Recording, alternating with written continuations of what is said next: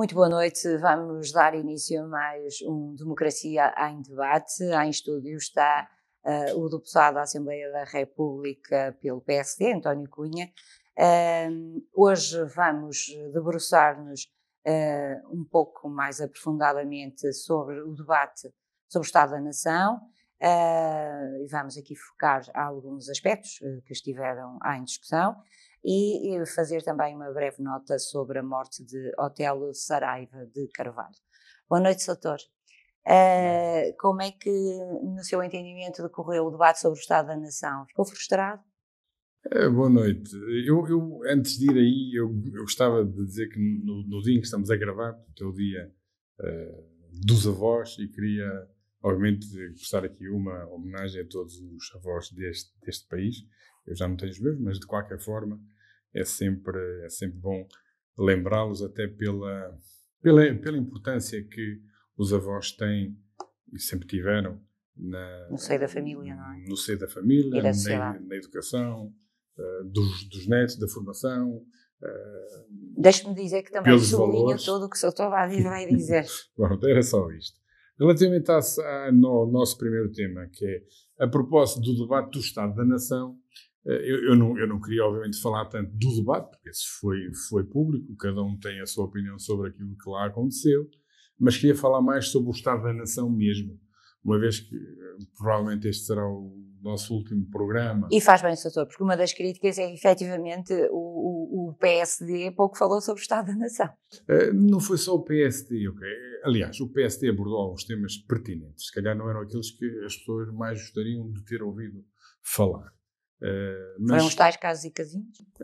Provavelmente, os casos e casinhos, que são esses casos e casinhos que também preocupam os portugueses, e são esses casos e casinhos que refletem aquilo que tem sido a política deste governo ao longo dos últimos anos. E, portanto, e por falar em casos e casinhos, António Costa, quando responde a Adão Silva sobre, por exemplo, o Serviço Nacional de Saúde, ao dizer que o PSD não é o fundador do nosso Serviço Nacional de Saúde, é preciso esclarecer as pessoas de uma coisa. Efetivamente, António Arnaud, que é aquele que é considerado o pai nosso Serviço Nacional de Saúde, foi ele que fez aprovar o despacho que consagrou o direito a todos à saúde. Isso é factual. E, portanto, foi ele que redigiu, obviamente, a lei do nosso Serviço Nacional de Saúde, não conforme a conhecemos hoje, porque, entanto, já houve algumas mudanças, mas de facto foi assim.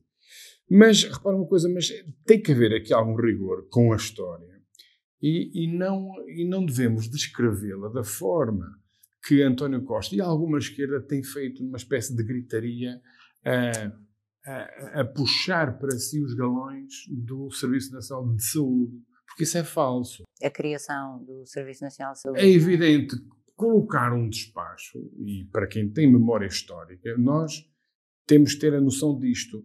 Esse diploma que eu referi há pouco foi aprovado em 1979 durante um governo, salvo erro, provisório, de Maria de Lourdes Pinto da Silva. Esse diploma é aprovado e 2 meses depois esse governo cai.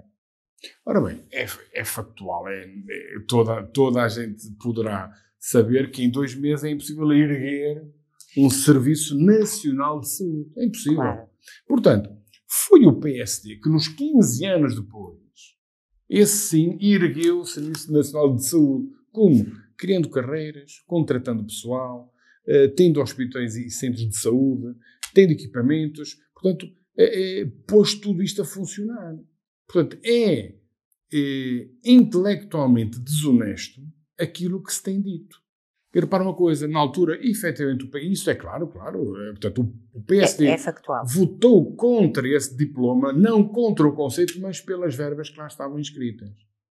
Portanto, o PSD, na altura, achava que, uma vez que era um diploma que sobrecarregava, entre aspas, todo o Serviço Nacional de Saúde, assente na iniciativa do Estado, o PSD achava que deveria haver uma parte que seria, obviamente, do Estado, digamos, a fatia de leão, mas a outra parte deveria também envolvermos os privados. coisa que na altura não foi aceita. E por isso nós votamos contra. Não votamos contra o conceito de Serviço Nacional de Saúde. Não votamos contra o direito de todos terem... Ou seja, o conceito seria o mesmo, não é? Só que Aqui repartido, não sei se meio-meio, se 2/3, entre a iniciativa privada e a iniciativa do Estado. Portanto, é isto. E muitas vezes aquilo que se diz, não é? E às vezes uma omissão ou uma mentira dita tantas vezes que começa a ser verdade. Isto é para desmascarar um pouco que o PS não gosta ou não tem carinho pelo nosso Serviço Nacional de Saúde. É evidente que a nossa ideia era mais um Sistema Nacional de Saúde em que estivesse o Estado, obviamente como grande responsável. Mas incluir os privados, doutor, isto não iria ter consequências financeiras para as pessoas? Repara uma coisa. Porque o que se pretende é que seja saúde para todos, preferencialmente gratuita ou quase gratuita. É o que diz a Constituição. É o que diz a Constituição e é o que se pretende. O facto de envolver aqui privados não teria consequências financeiras para as pessoas? Consequências financeiras benéficas para o Estado. Eu dou-lhe o exemplo do Hospital de Braga, que durante a iniciativa, portanto, é um equipamento enorme, recente, é novo, tem 10 anos, que esteve sob gestão privada, com a supervisão do Estado, obviamente. E o que é que aconteceu? Quando este governo entrou para o governo, por uma questão, digamos, por uma idiotice ideológica, retira-se a gestão privada. Acontece que começou a dar prejuízo. Não é? Portanto, eu não tenho nada contra, nem eu, nem ninguém do PSD, tem nada contra o Estado ser o responsável pela gestão dos hospitais. Mas eu aí estou com o Dr. Rui Rio. Se a gestão privada oferecer melhor serviço e se oferecer melhor qualidade, se reduzir os tempos de espera, se fizer uma melhor gestão dos nossos dinheiros públicos, qual é o problema em ser uma gestão... Mas tudo isso ao mesmo preço, não é? Não. E se calhar muitas pessoas não teriam capacidade financeira. Não, mas é que as pessoas não pagam. As pessoas vão... Repara uma coisa. Nós quando vamos a um hospital do Estado com gestão privada, nós não queremos saber se a gestão é privada ou é do Estado. O que o senhor está a dizer então é que, apesar da gestão ser privada, portanto, os preços seriam os mesmos para as pessoas que acorrem é um serviço, aos hospitais. É uma espécie de um serviço que aquela entidade que gera o hospital presta ao Estado.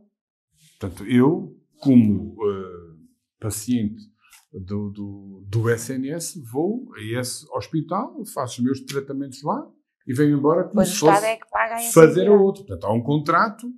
E repara uma coisa, isso está escrito e foi notícia, foi uma gestão que não deu prejuízo a partir do momento em que, como eu disse há bocado, por uma idiotice ideológica, não é? Retira-se a gestão ao privado e coloca-se a gestão estatal. Começou a dar prejuízo. E quem é que paga esse prejuízo? Aí sim, pagamos todos nós. Portanto, os privados estão mais vocacionados para gerir do que o próprio Estado. Digamos que... Neste caso, sim. Haverá outros casos que não. Mas aí o Estado é regulador e, como é que se diz, naquilo que é seu, cada um manda. Não é? Portanto, aqui a ideia é...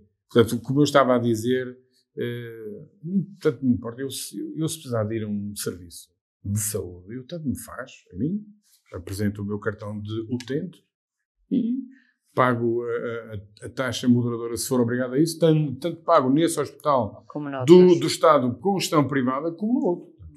Acho que mas esse foi um aspecto, doutor, que agora, isto o afligiu, digamos assim, Repara, a mim aflige-me a falta de... Sério, é uma coisa que me, se calhar por defeito de formação, é uma coisa que me aflige, é isso na política, vê-se muito, falta de honestidade intelectual. Há coisas que nós temos que ser sérios naquilo que dizemos e que alguém que é responsável por um país como é António Costa, ele quando vai ao Parlamento não é para fazer gincana política, é para ir prestar contas, é para dizer o que é que está a fazer. E o que nós temos visto ao longo destes anos é que tudo serve de arma de arremesso político. Repare, 6 anos depois, ainda se continua a culpar Pedro Passos Coelho de muita coisa.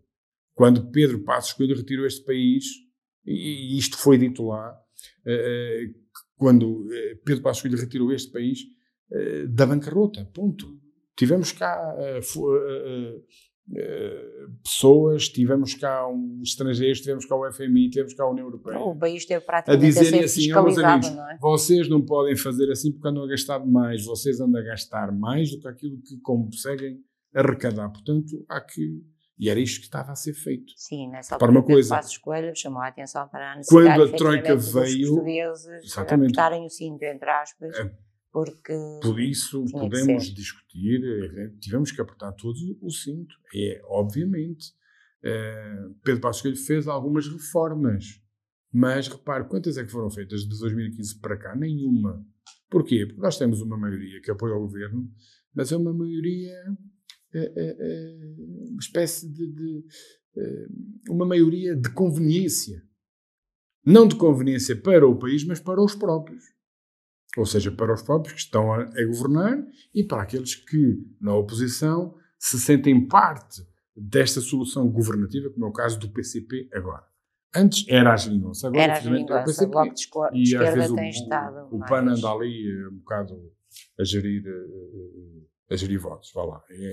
Portanto, mas o que é facto é que... Mas por necessitar deste apoio de outros partidos, o governo sente algumas fragilidades e por isso é que não avança com reformas. Não há uma maioria coerente, como o Marcos Mendes referiu. Não há uma maioria coerente.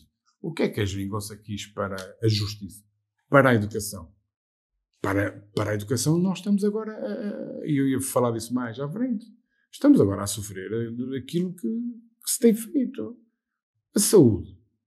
A pandemia veio mostrar as fragilidades que o Serviço Nacional de Saúde tinha e continua a ter. Repara uma coisa, não bastam os milhões que vêm da Europa para pôr isto a mexer. É evidente que isto vai atenuar um pouco.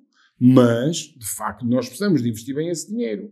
O que é que aconteceu no tempo de Mário Centeno? E não aconteceu a partir de março de 2020, porque veio a pandemia e então aí tivemos que abrir os cordões à bolsa. Mas foi sobretudo com dinheiro vindo de fora. Repare, o argumento é sempre que tem investido mais no serviço, tem orçamentado mais no Serviço Nacional de Saúde, na educação, etc.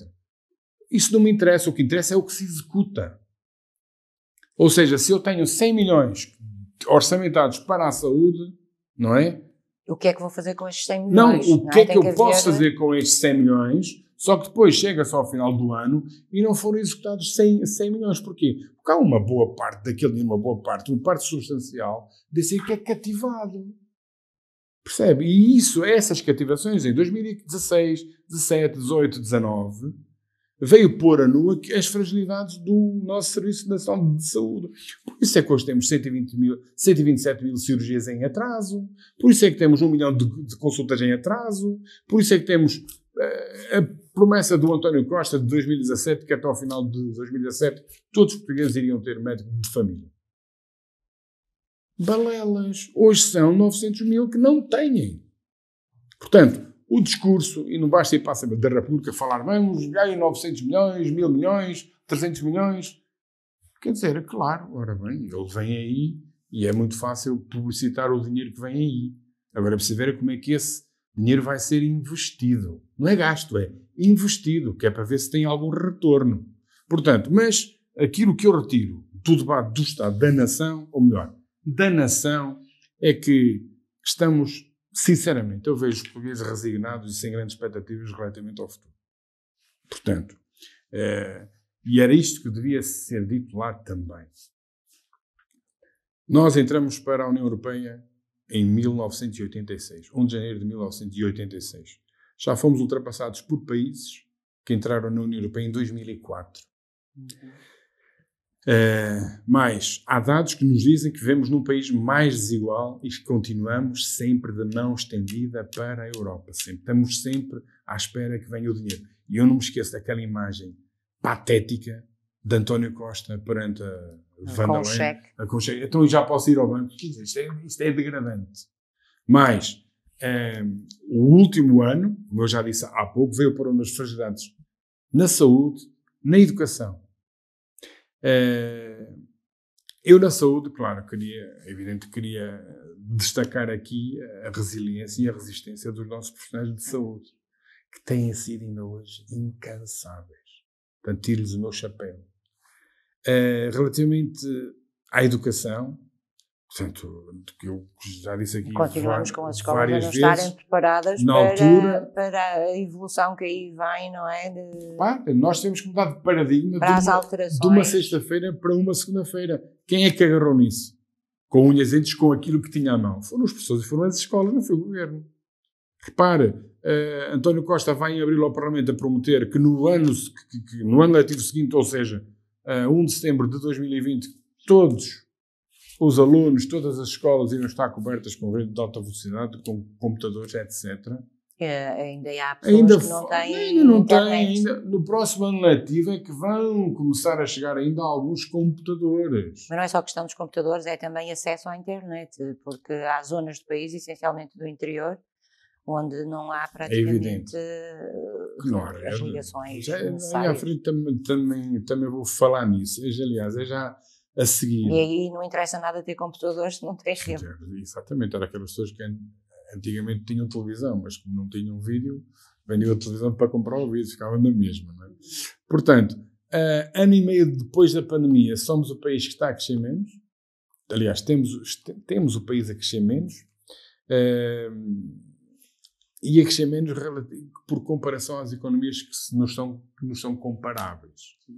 Mas temos um Partido Socialista que está nas mãos do PCP e do Bloco também,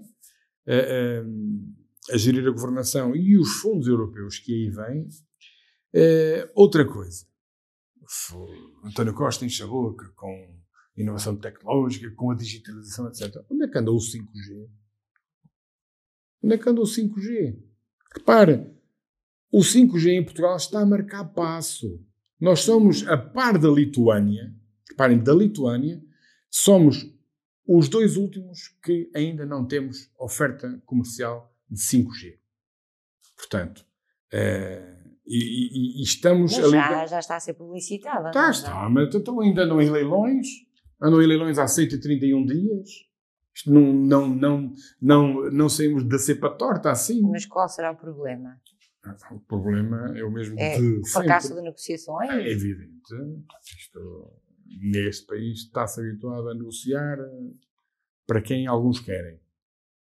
Não é? E depois isso pode trazer complicações. Eu não queria avançar muito mais nisto. E depois, claro, ora bem, temos aqui uma guerra de interesses. Uma guerra de interesse. E por último, é evidente que isto também é o reflexo daquilo que se vai passando, quer no governo, quer no próprio país.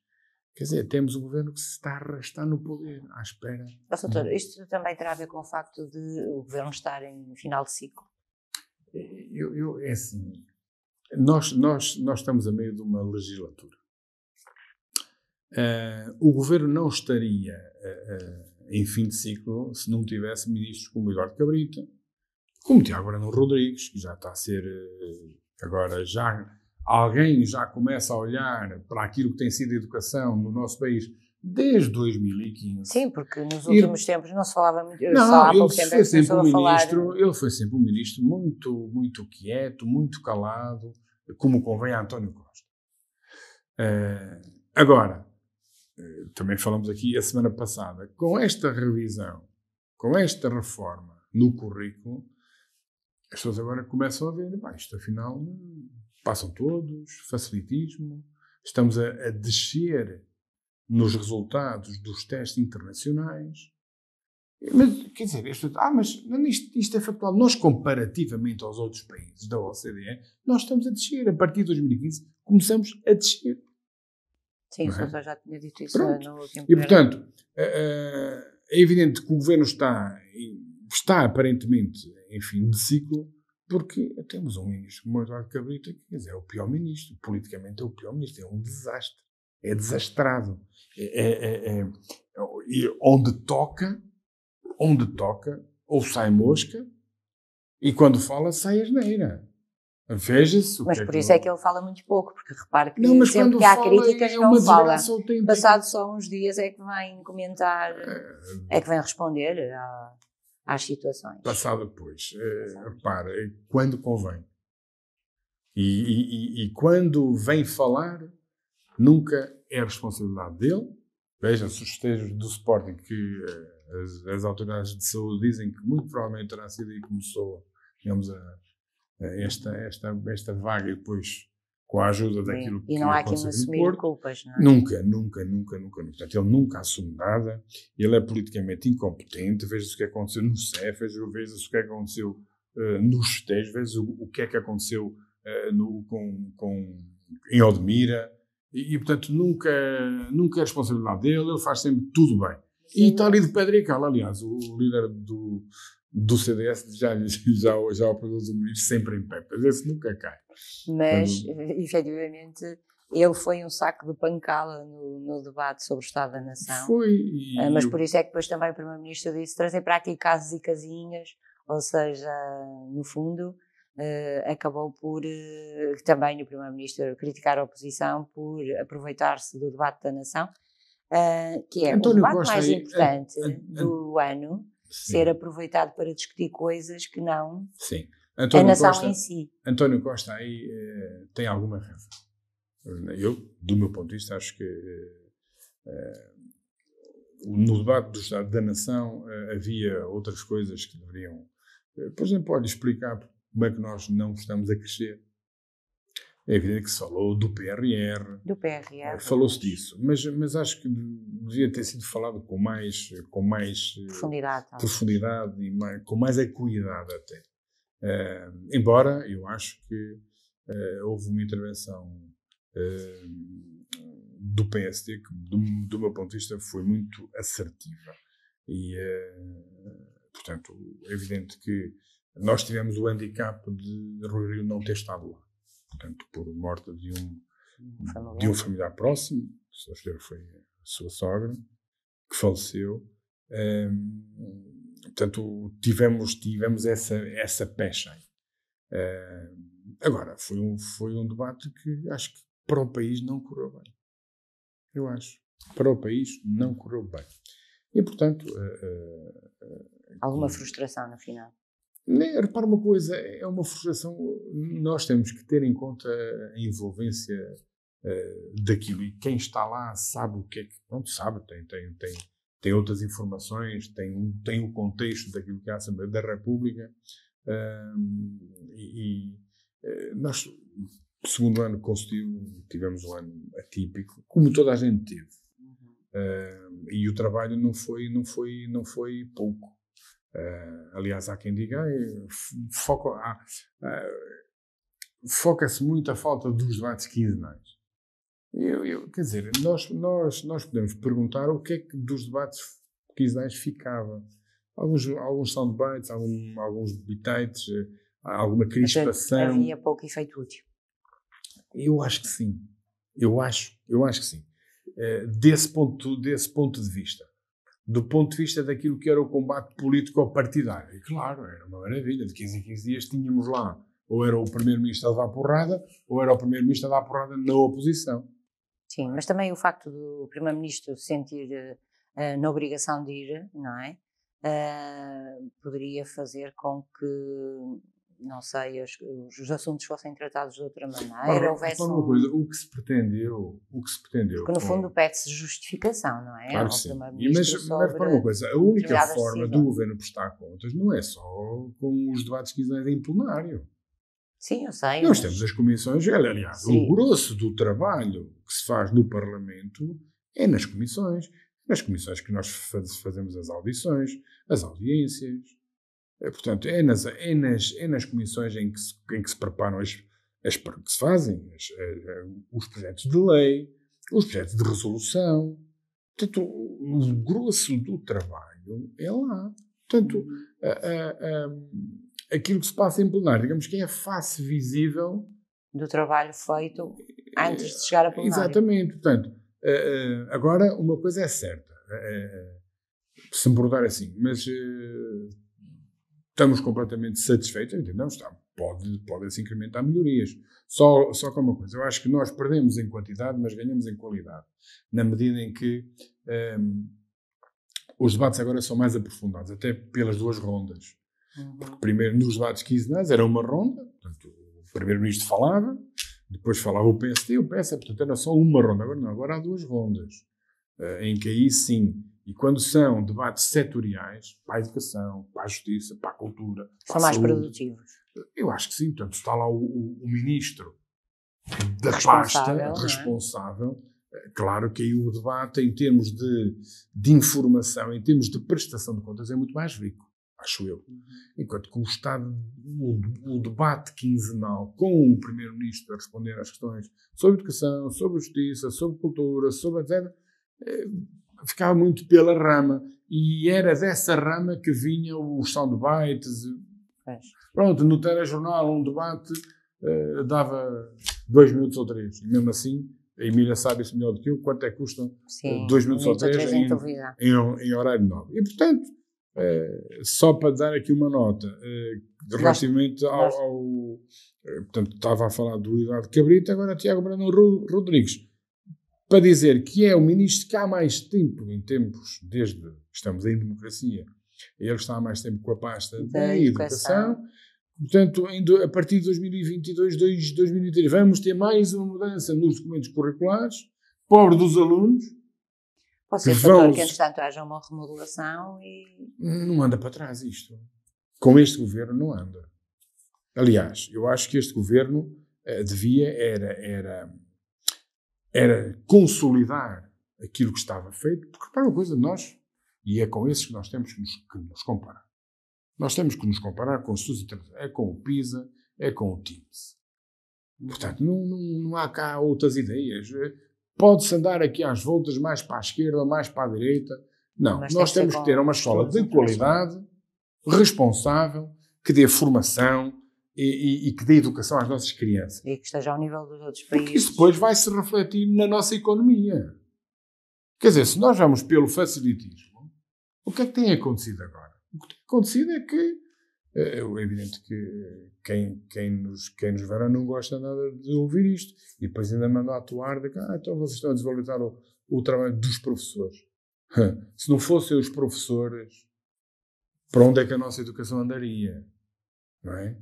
Porque se há coisa que os professores se preocupam é darem o litro pelos alunos para que eles efetivamente aprendam e se formem bem, não é? Apesar de todas as mudanças que têm havido nos últimos 20, 30 anos. Portanto, e de forma a conseguirem ter um futuro sustentável.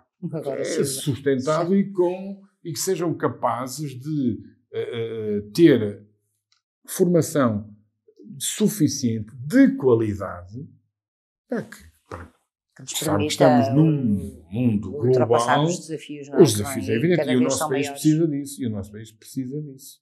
Portanto, senão depois, se nós vamos pelo facilitismo, não há competitividade. Não há nada. É evidente que eu percebo, e eu sei, que o valor de um aluno não se mede em 1h30 de exame. É evidente que não. Mas é o resultado desse trabalho de preparação, até lhe pode correr mal. Mas ele, durante um ano, ele está-se a preparar para aquele exame, a português, a matemática, o que quer que seja. E o professor está lá para o orientar. Não é? Pode correr mal, mas ele obteve conhecimentos. Não é evidente.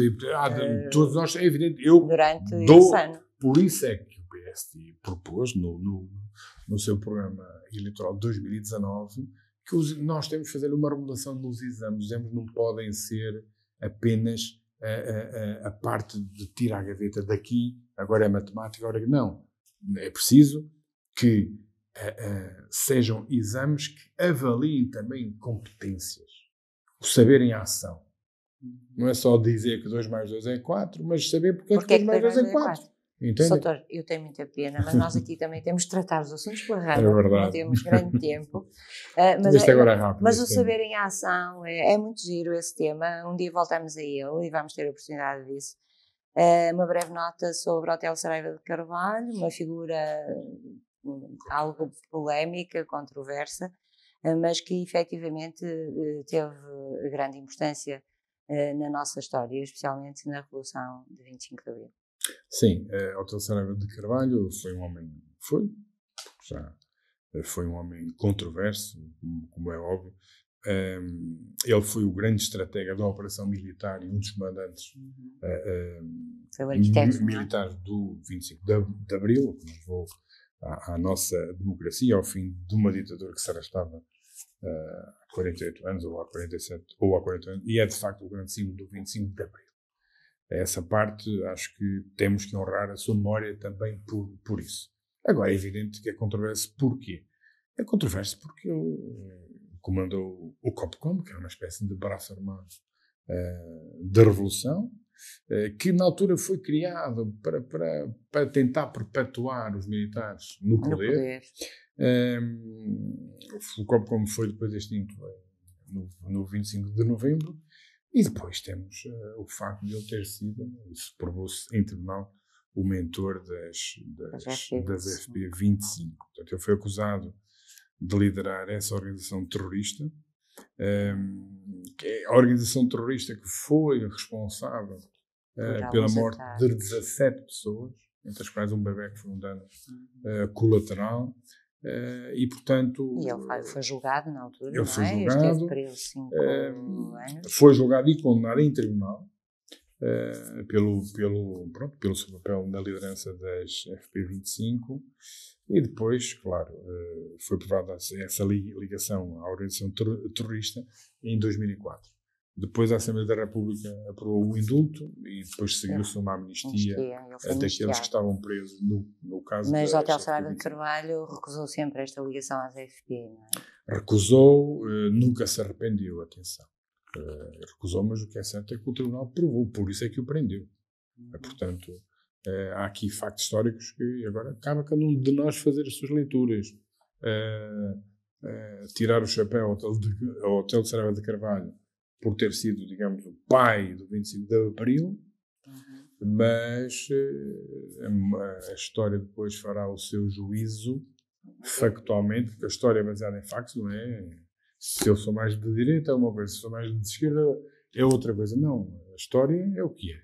Portanto, sim, mas de qualquer maneira a história faz-se passado mais uns anos, ainda não há distância histórica suficiente para que as coisas sejam, até porque há família que ainda é viva, portanto é sempre muito complicado, e por isso é que é preciso dizer aqui algo, não aprofundar muito isto, mas sim, aprofundar aquilo que ele de bom fez, e ele era uma pessoa de convicções, mas sim, o caso das FP25, repara, foi uma mancha negra na história do nosso país também, um grupo terrorista que o país até soube apaziguar. E a Assembleia da República também foi muito responsável por isso, ao indultá-los e ao amnistiar os presos que estavam, porque senão ainda hoje estaríamos, porque reparo, ainda bem que assim foi, porque felizmente o terrorismo no nosso país não é endémico. Houve isto aqui há tempos, coisa contrária, por exemplo, em Espanha. Espanha é endémica. Foi ocasional, aconteceu naquela altura e nunca mais houve episódios. O facto de ter acontecido, nós não podemos assumir para o lado. Sim, não podemos em democracia. Quando alguém diz que no Hotel de Saraiva de Carvalho que era preciso pôr alguns no campo pequeno, para quê? Pós fuzilar, pelo amor de Deus, em democracia é inadmissível. Aliás, durante o governo da Troika, com o Pedro Passos Coelho a liderar esse governo, ele próprio disse numa entrevista que o governo do país devia ser tomado pelas forças militares. Era uma pessoa que tinha declarações polémicas quando em vez. Em democracia nós podemos dizer tudo, mas não se pode fazer tudo. Mas fica aqui, então, de qualquer maneira, ou melhor, podemos dizer quase tudo. Estas poucas palavras sobre Hotel Saraiva de Carvalho. E realçar realmente que teve um que é papel muito importante na história de Portugal, evidente. Designadamente na Revolução do 25 de Abril. Doutor, vamos fazer aqui umas pequenas férias, não é? Tal como em muitos outros programas, vamos fazer uma paragem de um mês. Portanto, vou desejar boas férias. Sei que também vai entrar de férias no Parlamento, brevemente. Sim, na próxima semana já. É só agosto, isto é. Pois, já é bom. Já, não, mas temos depois, quer dizer, não vão ser férias, mas vamos ter algum tempo para as autárquicas também. Está previsto os trabalhos começarem a 14, pelo menos os plenários. Vamos ter plenário 14, 15, 16 de setembro. Na semana anterior haverá comissões. Portanto, nós andamos normalmente... Logo em setembro vamos ver se já falamos com mais pormenor das autárquicas. Nessa altura, já com certeza que haverá dados mais concretos. Vamos ver. Depois conto também com a colaboração do doutor. Claro, muito obrigada por tudo. O Democracia em Debate regressa com nova temporada em setembro. Muito obrigado. Eu também só queria desejar boas férias a todos e agradecer à Emília pelo facto de religiosamente maturar aqui durante meia hora. Eu sou também matura, por isso. Obrigada. É assim, fica prometido, voltamos em setembro, tenha uma boa noite e, se for caso disso, tenha umas boas férias. Obrigada por ter estado connosco. Boa noite.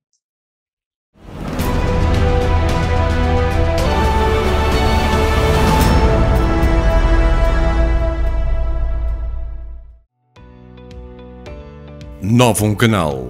Sempre Novum, sempre seu.